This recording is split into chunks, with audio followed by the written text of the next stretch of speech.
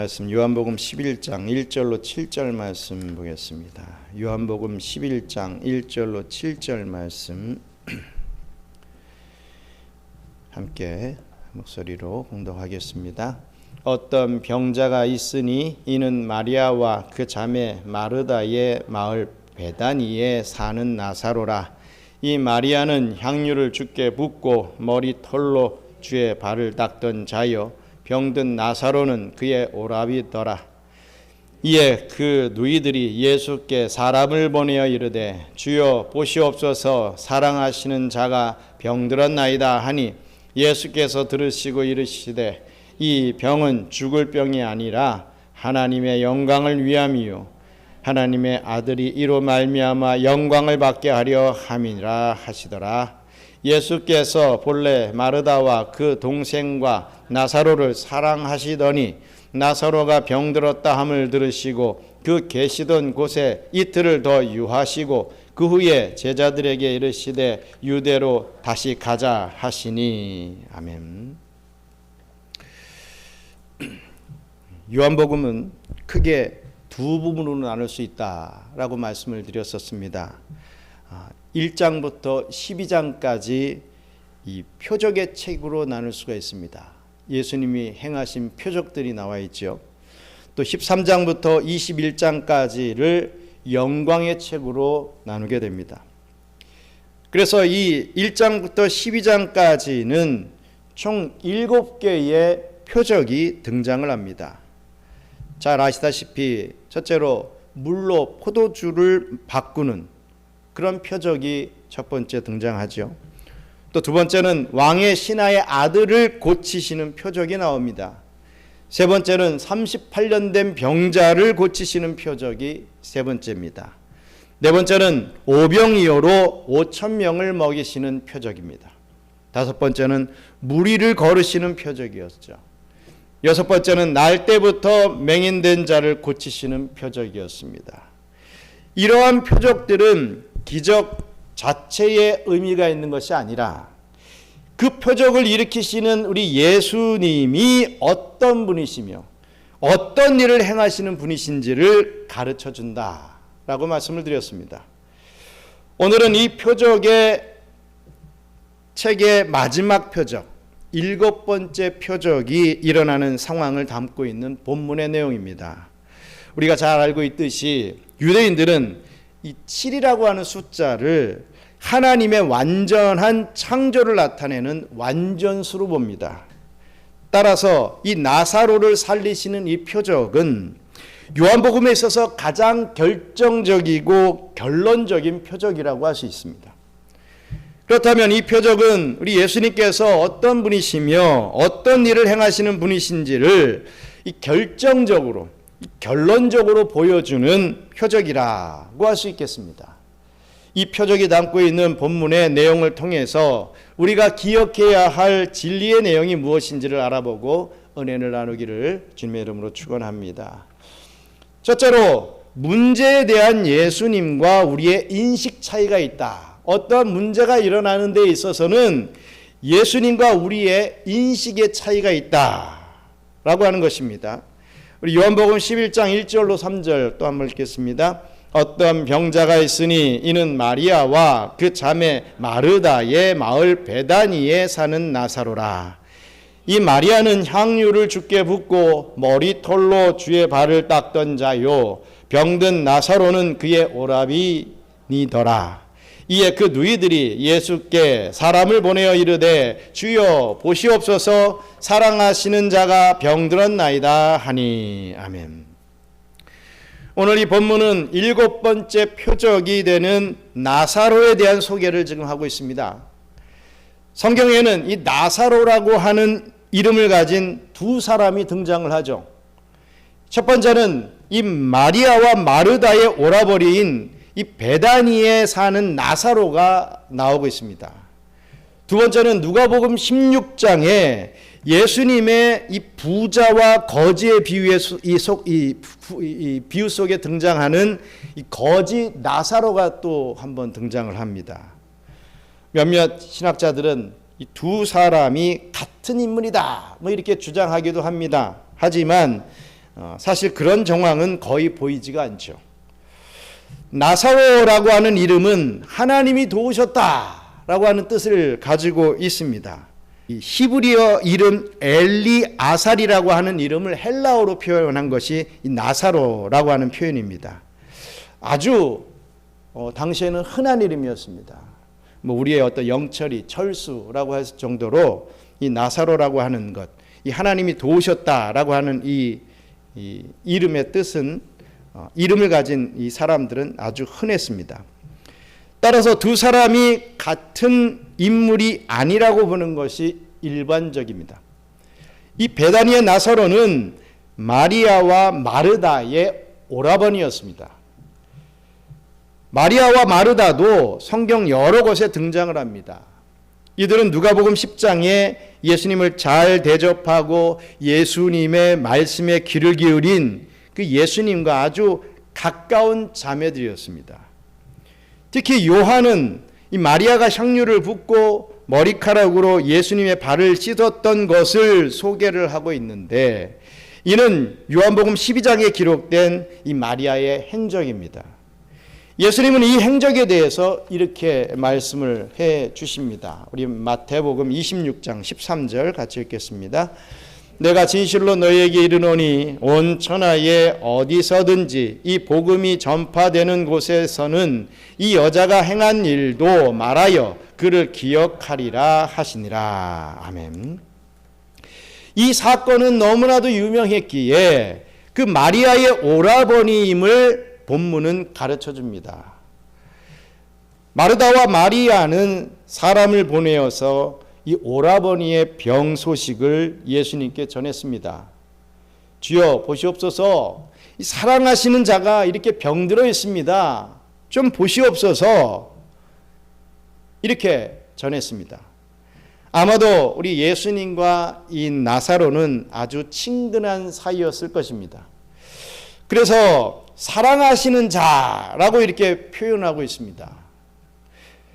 이렇게 사람을 보내어 병 소식을 전한 것은 아마도 이 나사로가 아주 위중한 병에 걸렸던 것 같습니다.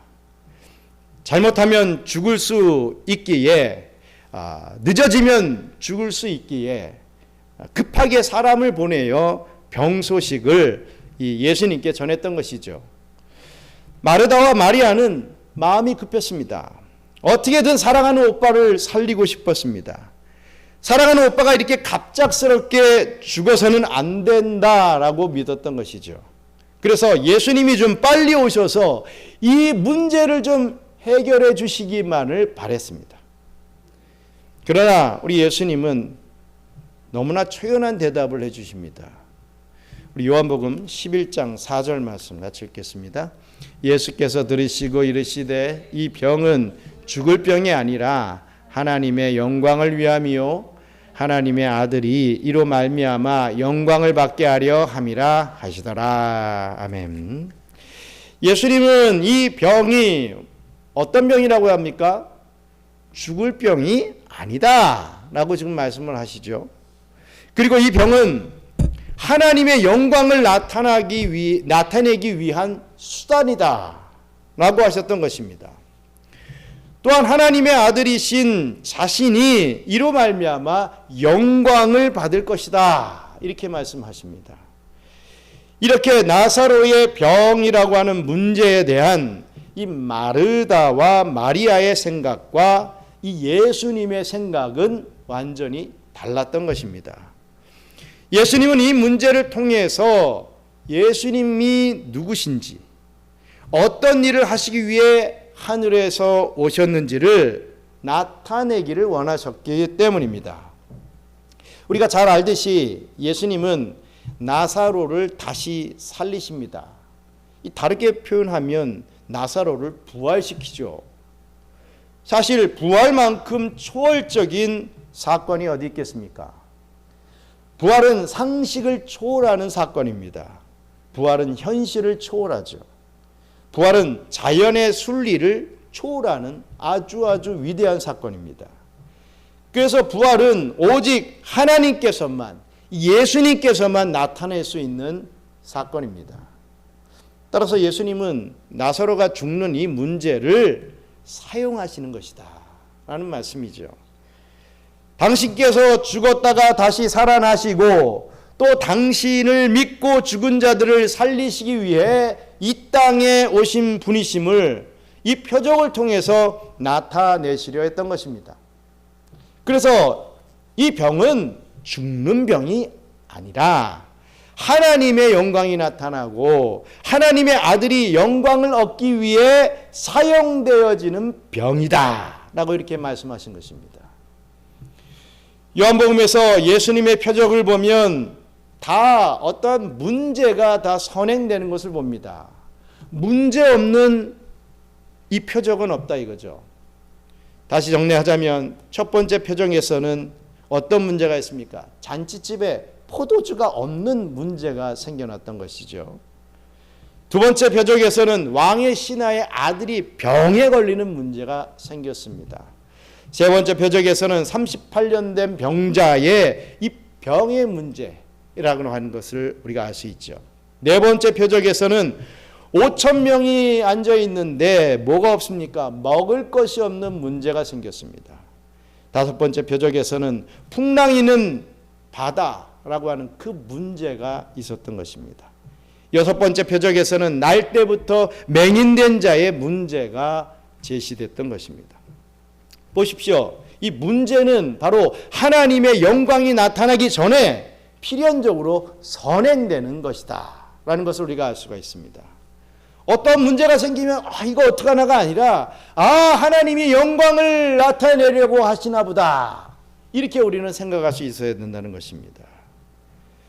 그러므로 우리의 삶에 나타나는 문제, 그 피하고 싶은 문제들은 다 하나님의 영광이 나타난다라고 하는 예고편 같은 어떤 드라마나 영화가 하기 전에 좀 맛깔나게 하기 위해서 예고편을 우리가 보게 되지 않습니까?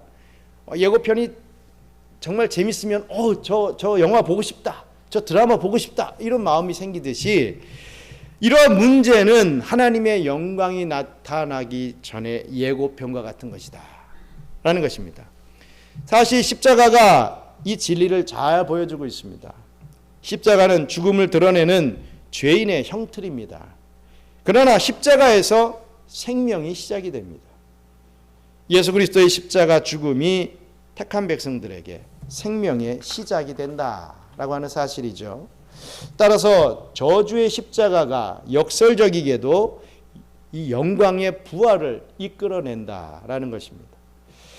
이것은 십자가를 지고 가는 십자가 공동체의 삶에서도 그대로 적용이 됩니다. 우리의 삶에 나타나는 나를 죽일 것 같은 문제, 이러한 문제가 우리를 찾아오게 됩니다. 그러나 믿음의 사람들은 그 문제 속에서 무엇을 볼 수 있어야 되느냐? 하나님의 영광을 발견할 수 있어야 된다는 거죠. 내게 주어진 십자가의 삶 속에서 어떻게 부활의 영광이 나타날지에 대한 그런 소망을 가져야 됩니다. 아이고 이 문제 어떡하나 하고 낭망하고 좌절하는 것이 아니라 이 문제를 통해서 또 무슨 영광을 나타내시려고 하시나 라고 하는 그러한 소망이 있어야 된다. 소망이 생겨나야 된다는 것입니다. 미국의 제10장로교회 목회자였던 몽고메리 보이스라고 하는 목사님이 있습니다. 그는 말년에 이 췌장암으로 병을 얻었습니다. 여러분 췌장암은 저도 참 이 췌장암 걸리신 분들을 많이 보았지만 거의 90% 이상 가능성이 없습니다. 참 걸렸다 하면 빨리 발견 안 하면 그래도 좀 살 수가 있지만 조금만 지나면 또 이 췌장암은 내가 걸렸는지 안 걸렸는지 정말 정밀인 검사를 하지 않는 이상 잘 모르는 그런 병입니다. 이 몽고메리 보이스 목사님이 이러한 췌장암에 걸렸습니다. 그래서 수많은 사람들이 이 목사님을 찾아가서 위로했습니다. 목사님은 참 귀하신 목사님이시니까 하나님의 일들을 참 많이 하고 또 앞으로 해야 될 목사님이시니까 반드시 하나님이 낫게 해주실 겁니다. 염려하지 마세요 라고 위로를 합니다. 그때 그 목사님은 이렇게 대답을 하셨다고 합니다. 아닙니다. 여러분, 제가 이 병에서 낫게 해달라고 그렇게 기도하지 말아 주시기 바랍니다. 단순히 병을 낫게 해달라고 기도하는 것이 아니라 이 병을 통해서 하나님의 영광이 나타나게 해달라고 기도해 주시기 바랍니다. 이렇게 말했다고 합니다. 여러분, 하나님은요, 그 병을 낫게 하실 수 있습니다. 또 낫게 하지 않으실 수 있습니다. 하나님 주권입니다. 결국 보이스 목사님은 그 병으로 얼마 안 가서 소천하셨습니다. 하지만 많은 사람들은 이 목사님의 이 소천을 통해서 하나님의 영광을 보게 됩니다. 정말 겸손하고 소박하고 하나님께 영광이 되는 그 마지막 모습을 통해서 그리스도인의 죽음이 과연 어떠해야 될 것인가, 그리스도인들은 어떠한 죽음을 맞이해야 될 것인가를 잘 보여주셨기 때문에 많은 사람들이 은혜를 받고 하나님 앞에 영광을 돌렸다고 합니다. 영광으로 가득 차신 하나님은 언제나 모든 상황 속에서 당신의 영광을 나타내 보여주시는 분이십니다. 우리는 이런 시선으로 이 삶을 이해할 수 있어야 된다는 것이죠. 여러분, 우리의 생각은 너무나 짧고 너무나 얕습니다. 그러나 하나님은 다르십니다. 하나님은 우리의 생각과 같지 않다는 거죠. 그 말씀이 어디 나오고 있습니까? 이사야서 55장 8절로 9절 말씀이 있습니다. 함께 읽겠습니다. 이는 내 생각이 너희의 생각과 다르며 내 길은 너희의 길과 다름이니라. 여호와의 말씀이니라. 이는 하늘이 땅보다 높음같이 내 길은 너희의 길보다 높으며 내 생각은 너희의 생각보다 높음이니라. 아멘. 내 생각은 너희의 생각과 다르고 내 길은 너희의 길과 다르다. 내 생각은 높고 깊고 넓다. 우리 하나님께서 분명히 아둔한 인간들에게, 하나님의 백성들에게 말씀해 주시는 그런 말씀입니다. 자꾸만 내 머리로, 내 소견으로 하나님의 이 뜻을, 하나님의 역사를 뜯어 맞추려고 하지 마시기 바랍니다. 그대로 받아들이시고 하나님 뜻을 보여주시옵소서, 깨닫게 해주시옵소서, 제가 순종하겠습니다 라고 나갈 때 우리 하나님께서는 뜻을 보여주시고 우리의 그 순종을 통하여서 정말 엄청난 일들을 행하실 것을 믿습니다. 그러한 주의 뜻에, 주의 역사에 쓰임받는 저와 여러분들 되시기를 간절히 바랍니다. 끝으로 어떠한 때에 대한 하나님과 우리의 바람의 어떤 차이가 있다는 것이죠. 예수님과 우리의 어떤 바람의 차이가 있다. 우리 요한복음 11장 5절로 7절 읽겠습니다. 예수께서 본래 마르다와 그 동생과 나사로를 사랑하시더니 그 계시던 곳에 이틀을 더 유하시고 그 후에 제자들에게 이르시되 유대로 다시 가자 하시니. 아멘. 예수님은 마르다와 마리아 그리고 이 나사로를 평소에 너무나 사랑하셨습니다. 그런데 위중한 중에도 바로 가시지 않고 나사로가 죽게 됐습니다, 빨리 좀 와주세요 라고 하는 그 소식을 들었음에도 불구하고 사랑하는데 바로 가지 않고 이틀을 더 유하는 모습을 보입니다.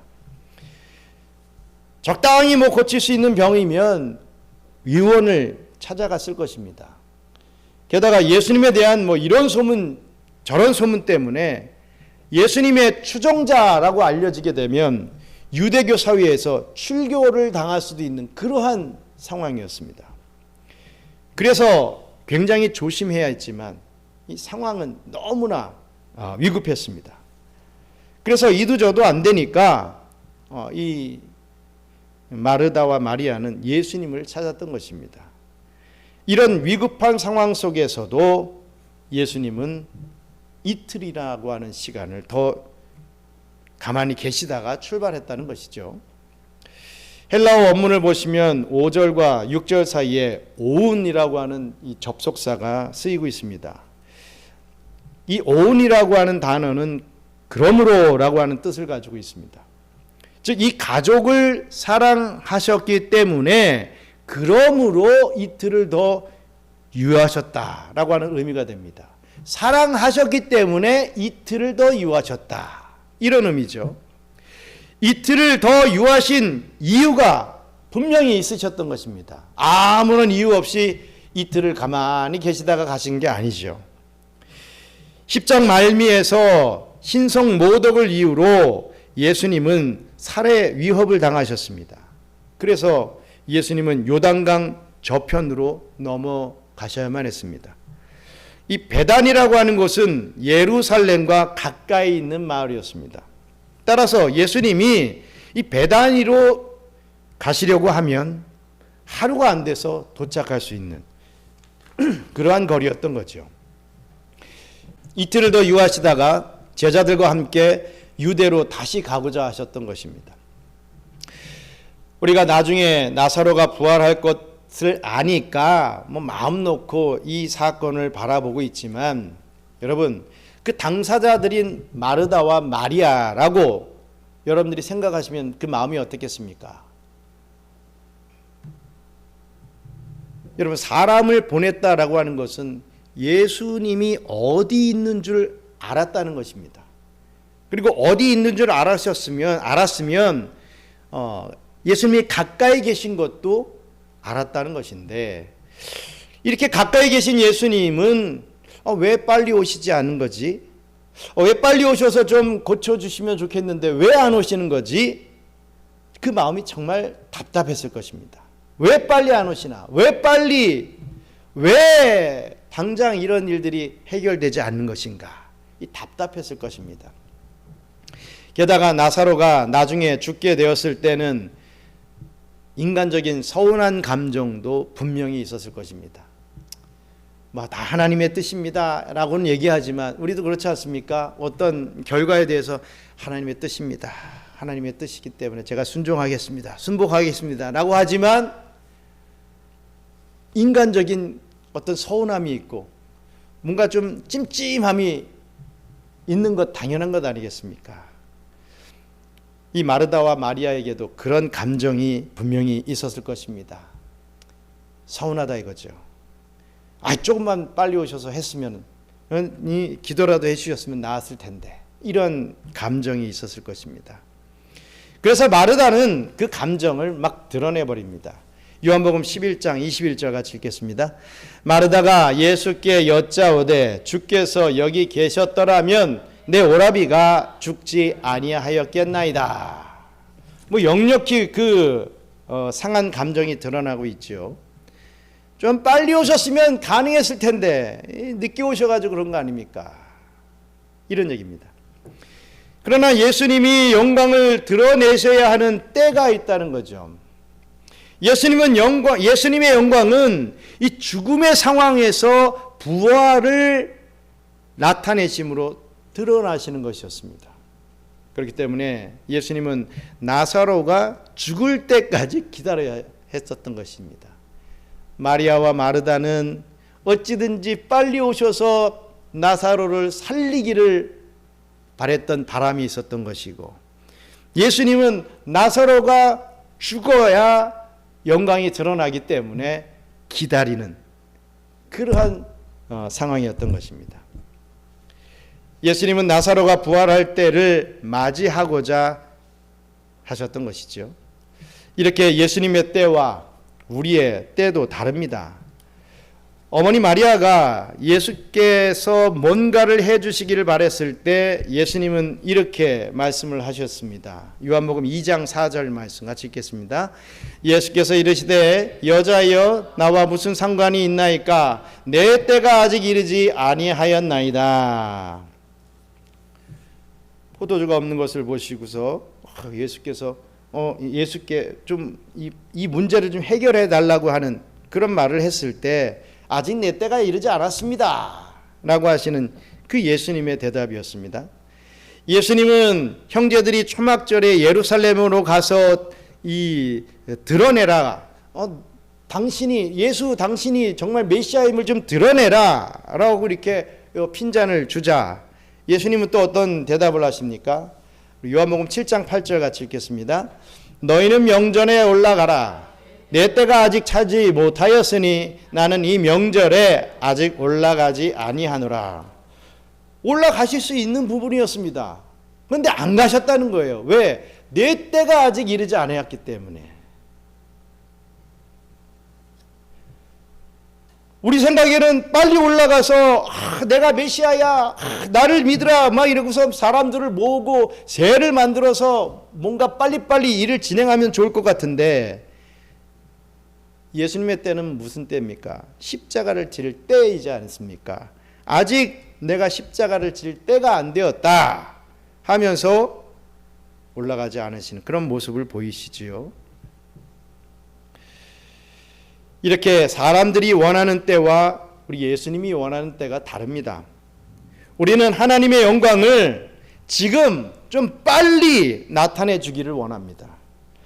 여러 가지 문제들로 고통받고 있을 때 그래도 낙심하지 아니하고 믿음으로 이겨가고 있을 때 하나님이 어서 빨리 이 하나님의 영광을 나타내 주시기를 우리는 구하고 바라는 것입니다. 그러나 꼭 그때가 되었을 때 우리 하나님은 침묵하시는 것 같아요. 우리 하나님이 아무런 일도 하시지 않는 것 같은 그런 답답함이 느껴집니다. 우리가 표현하는 거 있죠. 이 고구마 막 10개를 막 입에 넣고서 고구마 먹다가 꽉 막힌 것 같은 그런 느낌을 영적으로 받을 때가 있습니다. 마치 하나님이 안 계신 것처럼 아무리 기다려도 응답해 주시지 않는 것입니다. 그래서 시편 기자는 이렇게 노래를 합니다. 시편 89편 46절 같이 읽겠습니다. 여호와여 언제까지니까 스스로 영원히 숨기시리이까 주의 노가 언제까지 불붙듯 하시겠나이까. 아멘. 언제까지입니까? 언제 이 문제가 좀 해결될 것입니까? 이렇게 응답해 주시지 않는 하나님을 바라보면서 외치는 시편 기자의 이 답답함이 어려있는 이 고백입니다. 여러분 아브라함은 약속의 아들을 낳기까지 25년이라는 시간을 기다렸습니다. 야곱도 요셉을 다시 만나기까지 약 22년의 시간이 필요했습니다. 모세는 40년 동안 이 광야에서 훈련을 받아야 했습니다. 다윗 역시도 20여 년을 사울을 피해 도망 다니며 광야 생활을 해야 했습니다. 다 이렇게 믿음의 우리 선조들도 주님의 때를 다 기다려야 했던 거죠. 그러나 분명한 것은 하나님의 때는 반드시 찾아온다라고 하는 것입니다. 그냥 기다리기만 하시다가 없어져 버리는 게 아니라 반드시 그때가 온다라고 하는 것을 우리는 믿어야 됩니다. 우리 하박국 2장 3절 말씀 같이 읽겠습니다. 이 묵시는 정한 때가 있나니 그 종말이 속히 이르겠고 결코 거짓되지 아니하리라. 비록 더딜지라도 기다리라. 지체되지 않고 반드시 응하리라. 아멘. 그래서 우리의 신앙의 삶에 이렇게 인내가 필요한 겁니다. 우리 히브리서 10장 36절도 읽습니다. 너희에게 인내가 필요함은 너희가 하나님의 뜻을 행한 후에 약속하신 것을 받기 위함이라 라고 했습니다. 여러분 초대교회는 예수님을 믿고 나서 오히려 더 큰 고난과 핍박이 찾아오자 많은 성도들이 당황을 합니다. 그래서 잘 믿으려고 했던, 잘 믿어왔던 그 성도들이 다시 유대교로 이 원래의 자리로 많이들 막 돌아가 버립니다. 기독교에 들어오면 뭔가가 좀 좋아질 줄 알았는데 야 이게 뭐냐 하면서 다시 유대교로 복귀를 하게 되죠. 그때 히브리서 기자는 성도들에게 지금 말씀과도 같이 인내가 필요하다라고 말씀했던 것입니다. 우리는 침묵하시는 하나님, 아무 일도 안 하시는 하나님의 시간을 보내는 것 같지만 우리가 보지 않는 곳에서 우리 하나님은 지금도 일하시고 계십니다. 우리가 알지 못하는 곳에서 우리 하나님은 지금도 구속사의 시계를 돌리고 계십니다. 그래서 주님의 때에 주님의 방법으로 그 말씀을 이루시고 하나님의 영광을 온전히 나타내 보여주시는 것입니다. 그러므로 지금 당장 주님이 일하시지 않는다고 우리는 너무 서운해야 할 필요가 없습니다. 내가 기도했는데 당장 뭔가가 막 짠 나타나지 않는다고 낙심할 필요가 없습니다. 내가 원하는 때에 이루어 주시지 않는다고 너무 막 조급해할 필요가 없습니다. 인내하시기 바랍니다. 주어진 오늘을 열심히 그냥 살아가면 됩니다. 우리가 그 결과까지 막 좌지우지하려고 너무 애쓰지 마시기 바랍니다. 그 결과는 우리 하나님께서 주장하십니다. 물론 그 과정까지도 우리 하나님께서 인도하시고 도우시고 역사하시지만 그 결과는 반드시 우리 하나님께서 주장하신다. 그것을 우리는 믿는 믿음이 있어야 할 것입니다. 사랑하는 우리 경양 선교교회 성도 여러분, 예수님께서 나타내시는 이 7번째 이 표적인 나사로의 부활은 예수님이 어떤 분이시고 예수님이 어떤 일을 하시는 분이신지를 이렇게 명확하게 보여주고 있습니다. 즉 나사로가 살아나는 기적이 이 표적의 주된 목적이 아닙니다. 뭐가 살아났다, 뭐가 보여졌다, 이게 주 목적이 아니라는 거죠. 내가 원하는 기도대로 뭔가가 딱 되어진다라고 하는 게 목적이 아닙니다.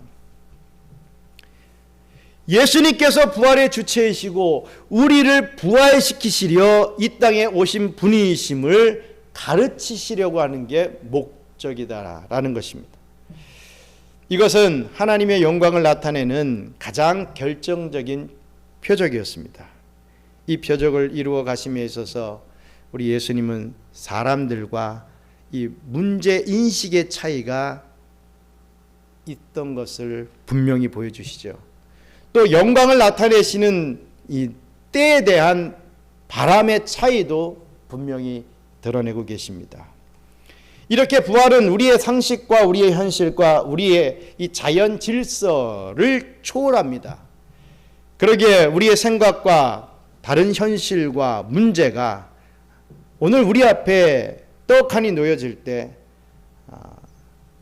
그 문제 속에 숨어 있는 하나님의 영광을 우리는 바라볼 수 있어야 됩니다. 지금 막혀 있는, 지금 안 되는 것 가지고 막 조바심 내면서 조급해하면서 그런 모습을 보여주는 게 아니라 그 문제 속에 숨어 있는 하나님의 뜻, 그 하나님의 영광을 볼 수 있는 그 영안이 있어야 된다는 것입니다. 그 영광을 바라보며 우리는 그냥 오늘의 삶을 잘 인내하며 살면 됩니다. 그렇게 살아가면 우리 하나님은 우리의 삶 속에서 놀랍고도 기이한 하나님의 영광을 반드시 나타내 보여주실 것입니다. 바로 이러한 믿음으로 살아가는 저와 우리 경영의 성도님들 되시기를 주님의 이름으로 축원합니다. 우리 함께 기도하겠습니다. 우리 예배 전에 불렀던 우리 광야라고 하는 이 찬양, 여러분 인생이 광야입니다. 이 광야에서 내 뜻대로 되는 게 뭐가 있습니까? 참 어려운 그런 삶을 우리가 살 수밖에 없습니다. 정말 그 광야에서 하나님을 바라보고 하나님께서 왜 나를 이런 광야로 불러주셨는지를 깨닫고 하나님의 그 뜻을 깨달아 하나님이 원하시는 그 삶을 살아갈 수 있는 그러한 은혜가 있기를 바랍니다.